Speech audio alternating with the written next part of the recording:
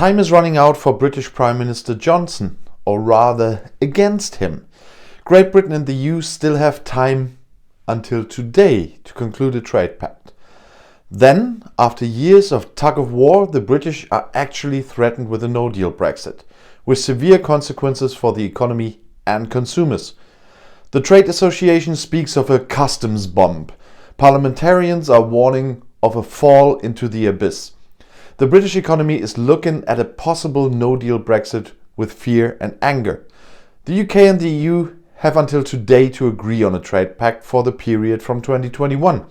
But in light of the latest skeptical remarks by Prime Minister Boris Johnson, business representatives are now more than ever expecting higher tariffs and other trade barriers to threaten from January 1st, with severe consequences.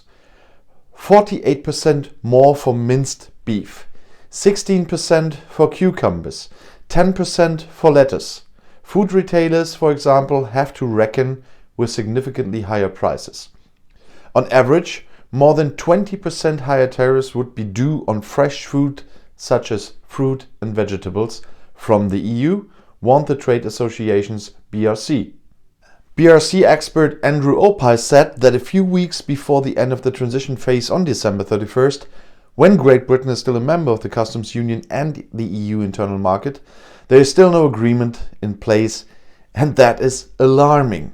Currently, around 80% of UK food imports come from the European Union.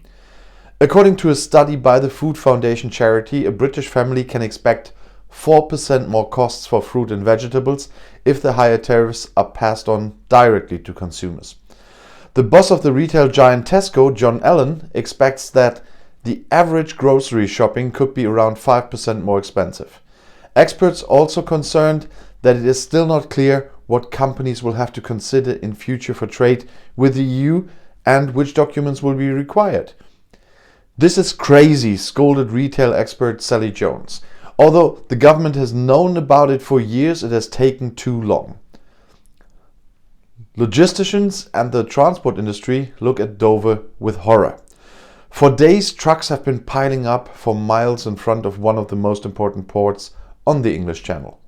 In many places, containers clog the space. Many companies are trying to replenish their stocks before the end of the Brexit transition phase on December 31st, but there are increasing reports that many ships are not accepting containers and are calling at other ports with more lucrative orders instead.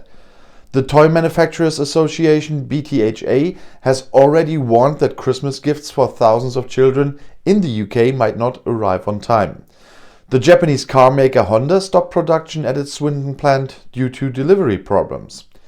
A Brexit without a trade agreement, but also recent government measures, also put numerous jobs at risk, business representatives warn. The Japanese manufacturer Nissan has already threatened that its factory in Sunderland, with around 6,000 employees, will no longer be profitable in 10% tariffs were added to its car exports to the EU in the event of a no deal. And on Friday, the head of the UK's largest airport, London Heathrow, John Holland-Kaye, called on the government to reverse the planned cancellation of tax-free purchases by international visitors. In Heathrow alone, 2,000 jobs are therefore on fire. Unions, on the other hand, fear that companies will cut investments and relocate jobs abroad because of the Brexit uncertainty.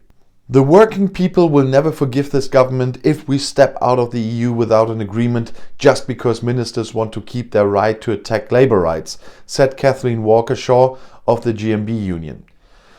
And the government itself? Culture, Sport and Media Minister Oliver Dowden emphasised that food prices would rise by a maximum of 2% and that the EU would also experience higher prices. Foreign Minister Dominic Raab was also not worried. In order to ease the truck traffic jams, the government relaxed the working hours for truck drivers. The central bank also showed confidence. This could lead to disruptions in financial services, they admitted. But Fed Chairman Andrew Bailey emphasized, we can take a great many measures, and if possible, we will take them. And if you want to stay informed, please subscribe to my channel and subscribe to my other channels. I'll see you in my next video. Viel Spaß!